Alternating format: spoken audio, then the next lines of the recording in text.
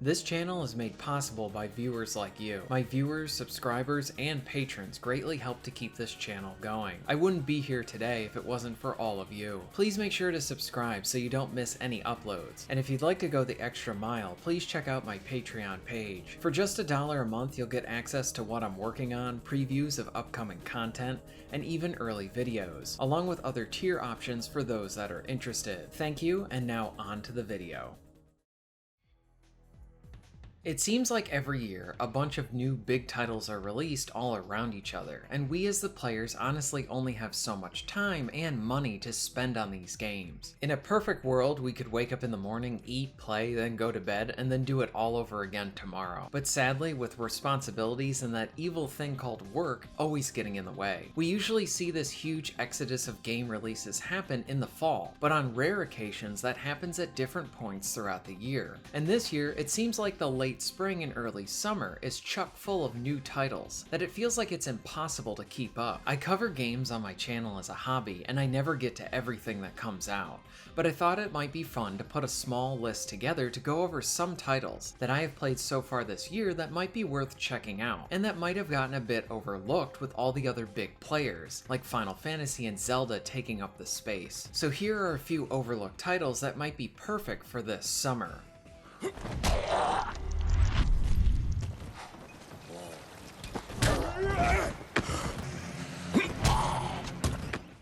Dead Island 2 might seem like a bit of an odd one to include here, and while the game has sold and been received well, I think considering how fun this game is, it felt like everyone was discussing it for about a week, and then it was quickly forgotten about for the next big thing. I know some have cited that while this is a fun title, it just didn't really do anything new to propel the medium forward. I found this comment an odd one. Not every game needs to be this next huge genre-defining thing.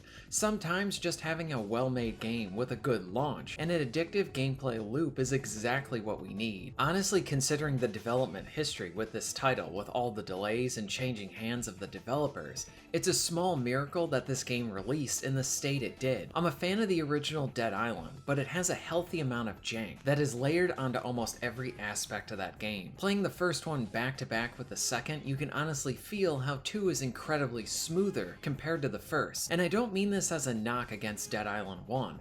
It's still a very fun game with a lot to offer, and one I would recommend that people check out. But ideally, we want our sequels to improve in areas from the first, and improving on the general feel deserves praise. Simply put, the game is a blast to play. The combat is satisfying with the disgustingly detailed gore and dismemberment system. This feels like what they were trying to do in the first game, but the engine was holding back their idea. And in 2, it feels fully realized, to the point I think most of my video is going to be demonetized because of the level of detail. You can appreciate the love and care that went into it, along with being able to achieve this level of video game violence, along with it being outright comical because of that detail. And you honestly have no idea how that damage will look, or what it will be like when you're up against that foe. This makes trying out each weapon type very fun, and rewarding as you find your favorites. Yes, this isn't a groundbreaking title, nor does it have to be, but it provides the highest level of fun, and that's perfect for summer.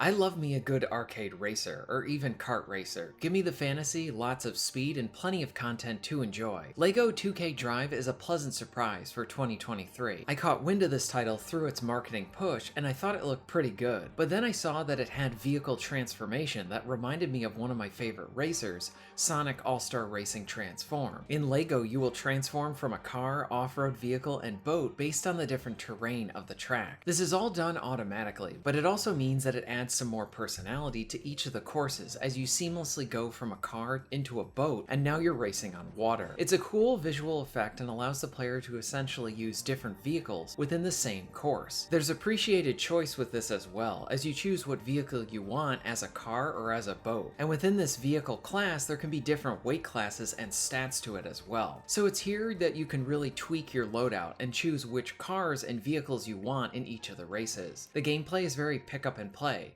which means it's perfect for casual players, and there's enough here for more skilled players to enjoy and work on as well.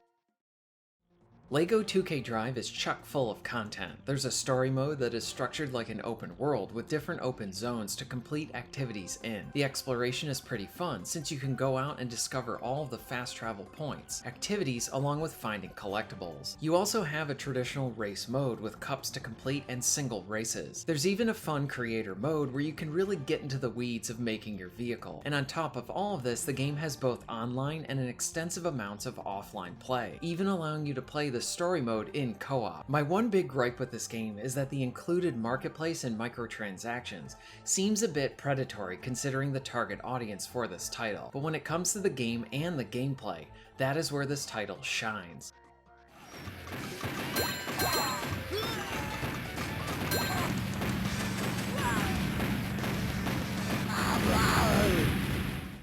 Deathwish Enforcers is a gem of a co-op game and a great throwback title. If you enjoyed the delightful Sunset Riders, then you're going to like this.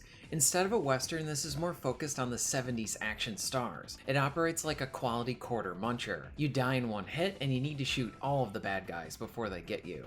Each of the playable characters are variations on classic Hollywood characters. I preferred to run around as Charles Bronson. Each of them have their own special attacks and unique weapons. Something I did not expect but was very much appreciated was the healthy dose of humor mixed into the game. It's often crude and juvenile in spots, and I laughed my whole time through it. This is the perfect title to enjoy with some friends in local co-op play, with a pizza on Friday night. Deathwish Enforcers got absolutely no marketing push, sadly, and it deserved a lot more. I think if more people knew about this title, it would have been much bigger than it was. While it is only on PlayStation and Nintendo systems right now, it's going to be coming to Xbox and Steam hopefully later this year.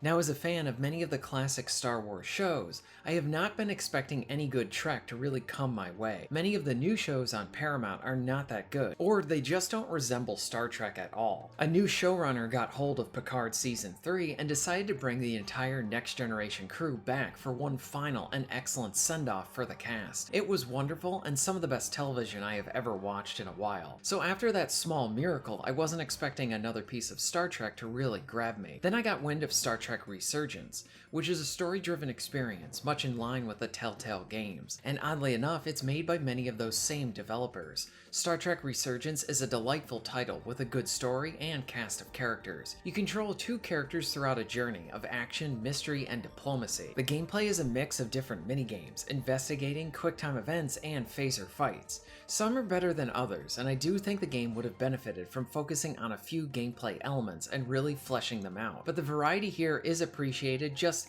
you're not doing one thing for too long. The most impactful stuff is the story-based decisions. You are timed and being fed different options from your crew and need to make the final choice. These are intense and make you question if you made the right choice. On top of all this, I love that there are a few sequences where you get all of the senior staff in the briefing room discussing how to solve the current problem. This is right out of the old shows, and I love that you get to participate in it. This is another overlooked gem. Now lastly, I want to briefly mention Roboquest, a first-person roguelike shooter. It's still in early access, but it's a very fun title. It provides both long and short-term progression, with an enjoyable gameplay loop. I found it fun to dive into this for quick sessions or long play sessions, and it would always pull me back in. The shooting is good along with the movement system. So these are a few games that I have played that I think that are worth checking out that might have gotten overlooked because of all the other big releases. What are some underrated or overlooked games you have played this year? Let me know all of this in the comments down below. If you're interested in being notified of new videos, please hit the subscribe button and bell. And if you would like to support the channel and get early access to content, please check out my Patreon. All of the links will be at the end of this video and within the description. And thank you very much for watching.